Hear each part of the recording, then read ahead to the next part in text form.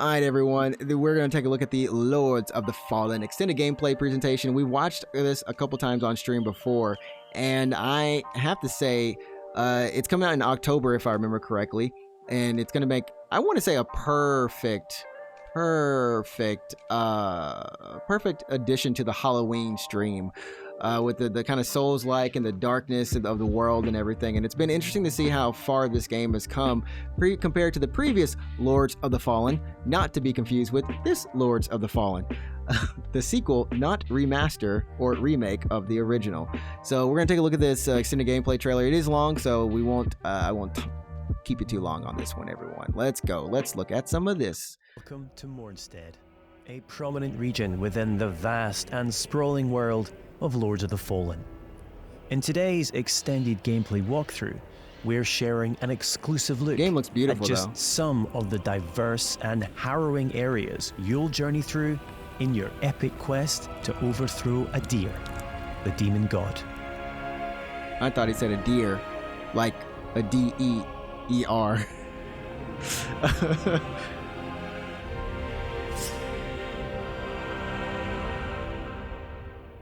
This is Skyrest Bridge.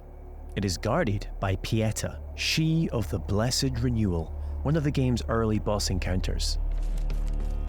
We must triumph against her in order to proceed with our holy charge to restore radiance to the 6 beacons of the Sentinels and thwart a deer's uprising. I thought he was about to say Skyrim as well, Shell. Oh, holy Aureus. By your radiance, grant me the strength to continue to endure these dark days, to lay bare the path to salvation. And yet you now appear before me, a stranger, a betrayal made flesh. Oh, she got like a lightsaber? And one I cannot brook. Whoa, with them eyes. Whoa. Melee, magic, and ranged abilities are seamlessly interwoven. Alongside standard attacks, you can choose between catalysts, bows, crossbows, or throwables, mapping up to 4 additional magic or range skills to your controller for immediate access. This rapidly speeds up combat and reduces the need to swap between options. Oh. Okay, we got a little parry in there. As with many of the imposing bosses you'll encounter, Pieta has 2 very distinct stages. Whoa, okay, oh, whoa, okay, Chad, this is one of the things, like, when you see something like this, you're like, I don't know if I want to watch anymore. I don't know, I'm already sold. I'm like, show, I'm already sold. I don't know if I need to see this part of the boss fight. Death is not necessarily the end in Lords of the Fallen. When slain in Axiom, the realm of the living, you'll resurrect in Umbral, the realm of the dead. Wait, during the boss fight too? We now have one final chance to survive. Oh, whoa, that's awesome. I knew you would do this like just normally in the game, but not during boss fights. So you can beat a boss in the land of the dead?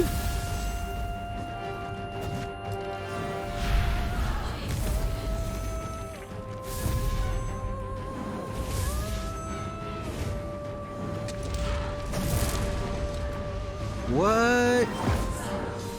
Dude, whoa. Dude, what?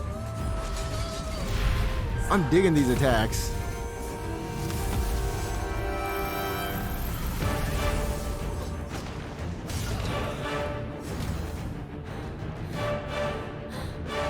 Please don't show us anymore. Please don't show me anymore. I don't want to see more. I don't want to see more. Thank you. Though few and far between, these flowers denote special patches of ground upon which we can spawn a resting point, known as a vestige seedling. These come at a significant resource cost, however, and we can only spawn 1 at a time. What? The realms of Axiom and Umbral exist in parallel. Each world features its own unique pathways, enemies, characters, and, of course, treasures. So it's like, we can now use this crafted vestige to return to Axiom.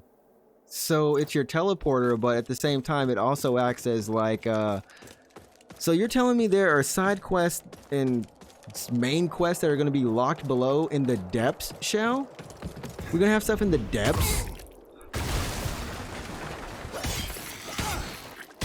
That's really cool though. I like how that there's the underworld is actually you know, a place where there's more stuff. Jeez, the impact on those hits. Definitely nothing to mess around with.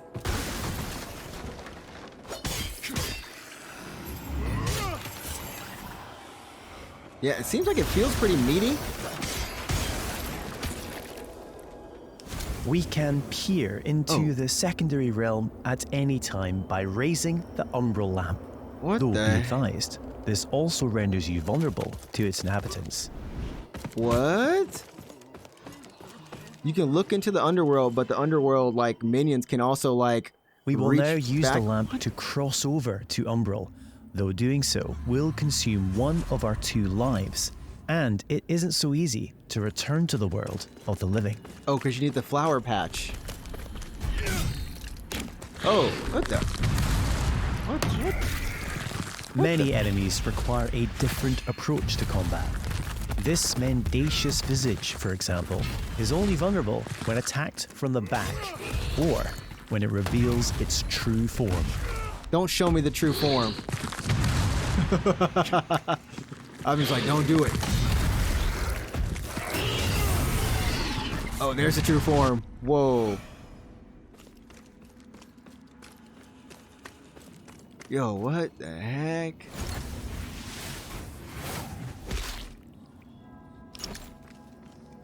I'm with you on this show. This looks incredibly cool. Like, I know they've talked about this and shown little bits and pieces of it before, but like now we're actually seeing it like put together, and it's kind of like, yo, it's kind of really sick. Just like the atmosphere and the level design so far that You'll we're also seeing. come across permanent vestiges on your travels. As well as using these to return to Axiom, you can also level up your stats at these locations. Okay. Well, you know, of course, we have our little bonfires. Oh, this is like a little bit of a different character. Is this 3 dude? schools of sorcery can be mastered: Rogar, Radiant, and Umbral, each specializing in a different area of the arcane. Whoa, what? And requiring a different catalyst to cast. Our current build is adept in Rogar, characterized by devastating pyromantic attacks. What?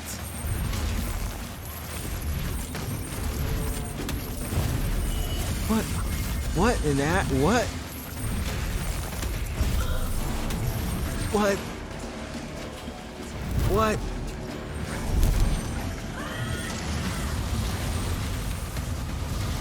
Yo, people might be sleeping on this game.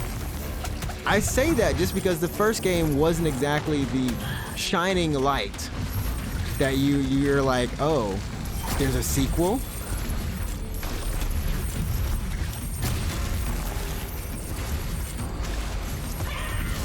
Dude, what?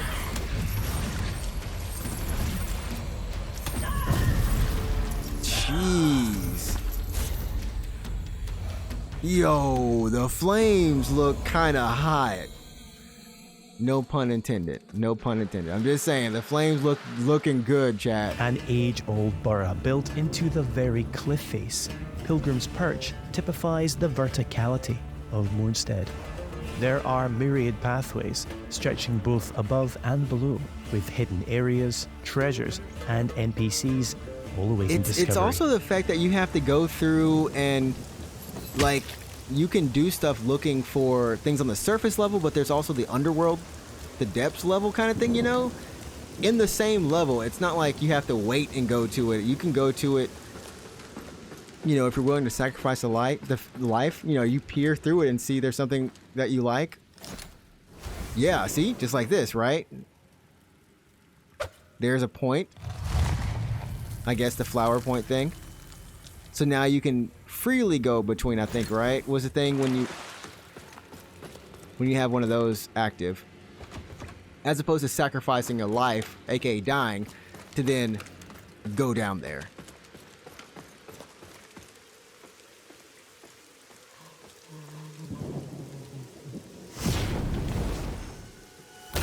Oh, what?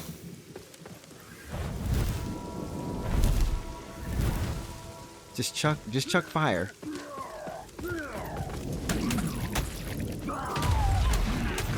Yeah, I guess it's all a strategy. I wonder if As you a can... lamp bearer, all players are equipped with a devastating ability, the Soul Flay. What? By using one of a limited number of soul charges, we are able to extract the very soul of an enemy, What ready the- to inflict significant damage. You can extract the soul... Did not expect that to be part of the... Ouch. Ouch.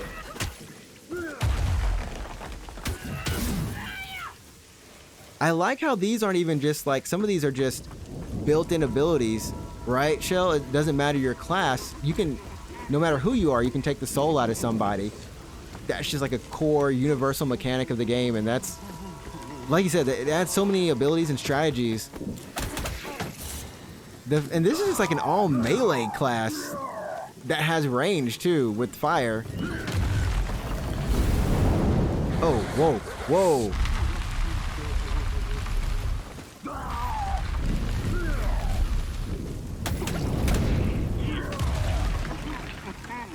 The hits might not be there sometimes, but wow, okay, so you can summon some people too with this? Okay. I'm sitting here just a little bit in awe just how much is going to be in this game. Yeah, see this crap right here, Shell. This is what I'm talking about. And this is like, oh yeah. Can you imagine how much stuff people are going to miss? So they sacrificed a life to get to this The Soul state. Flay ability can also be used to manipulate the very environment when in Umbral. Okay, that makes sense. Traversal mechanic. But that's really nice. What? But it's just the fact that you could just miss some of these. Like, you're always going to be wanting to look a little bit here into the depths. How did they go about deciding, like, how to make not just one level, but 2 levels in 1 level? And if you look at the map, it's probably all interconnected.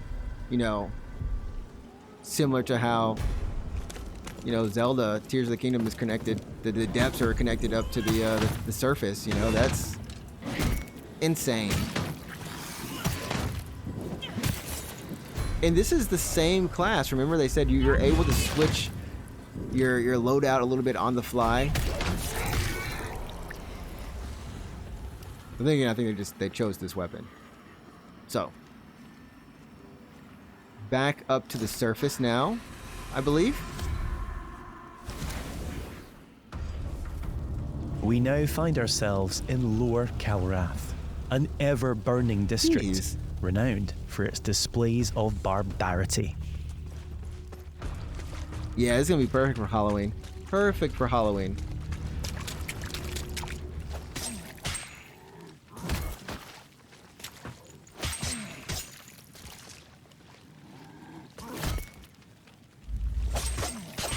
So right now we don't have I assume they're intentionally not playing the music. That look a little wonky. I'm not gonna lie. Why is the arrow still on the screen? The arrow's still on the screen, chat. Y'all don't know if y'all saw that the arrow was still on the screen. So obviously there's still some hopefully some polishing they're gonna be doing to the game before it comes out, of course. But I think if this is a physical release, they only have like maybe a month. We're now going to invite a second player to join us on our journey. This is easily achieved at any of the vestiges.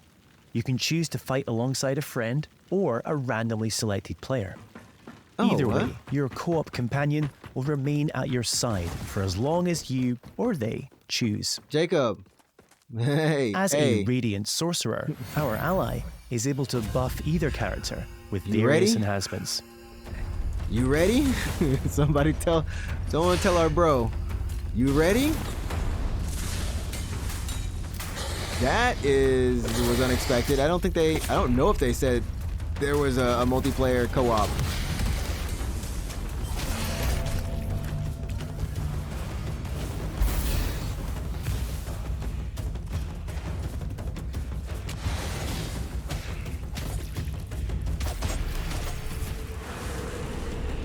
Very interesting though.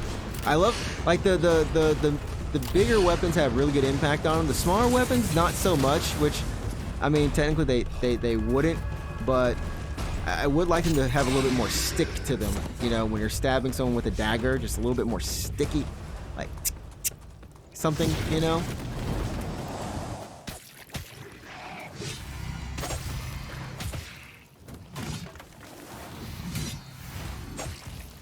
I have a feeling they just didn't need to show this much. This is, I mean, this is of course just a normal enemy, but what? I think most people are sold at this point.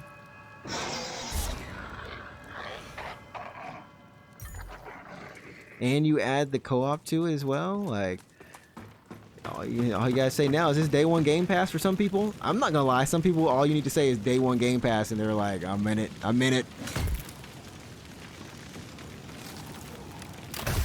But of course, like I said, some things they still gotta work on, polish a little bit. Overall, it's looking great. I mean, the game is looking really good. And I can't say much more than, yeah, I'm still looking forward to it. Our way is blocked by an umbral entity. We will need to track its tendrils in order to locate and expel the source of its power. Oh. So going to the depths to also kind of solve some of these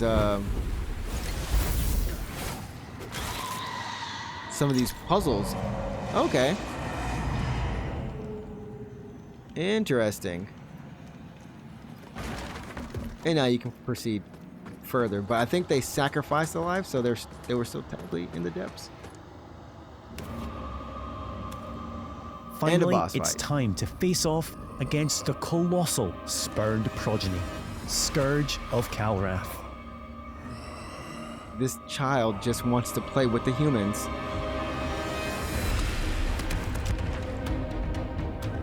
Oh gosh. Oh, did not expect this. Okay. We're skipping that, chat. It's the end of the trailer. We're skipping it because I don't want to see the reveal for that. I do not want to see the reveal for that. That was pretty cool. That was flipping Alongside standard attack. That was flipping awesome. I'm just gonna say it right now. That was pretty cool. We come October, we definitely gonna be on this. I know a lot of people are playing Remnant 2 right now, and I've been loving the streams of watching people play that game. So this is another game I know a lot of people are going to be into. I feel like it. A lot of the streamers that are kind of going into that might have finished Baldur's Gate 3, and then this could be the next kind of game on the year game this year on that release schedule in October.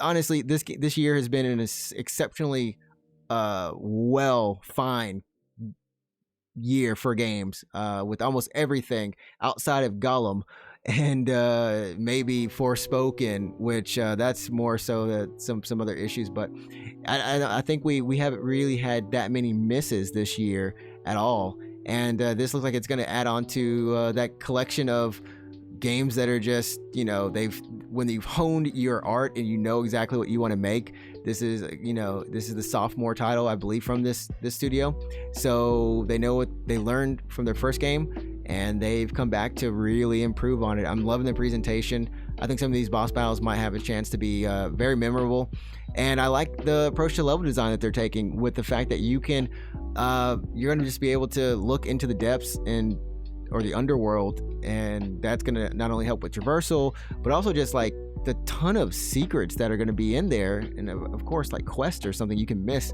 but may not affect you as a player but can enhance the game.